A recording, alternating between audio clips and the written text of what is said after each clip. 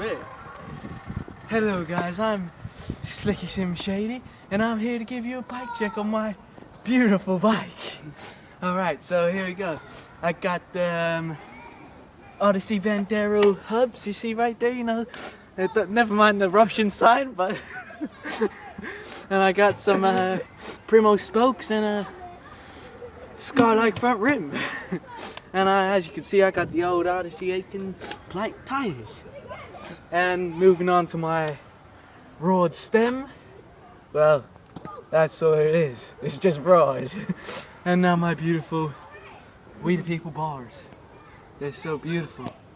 I mean, look at that sticker. So, anyway, getting puffing, I got the ODI grips, and we got the red line frame. And that's, yeah, and that's the BSD stick there. And some stolen pedals, you know what I'm talking about? Stolen from BILLYJ. And yes, back rim, Eastern. And moving on to my seating area. Well, we got the old fit seat right there. Very comfortable when it goes up your ass. And we got red line cranks, you know. Just because there's a little crack there, got a bit of tape over it. Talk about the headset and brother. And we got a BSD headset, chromed. And The bottom bracket.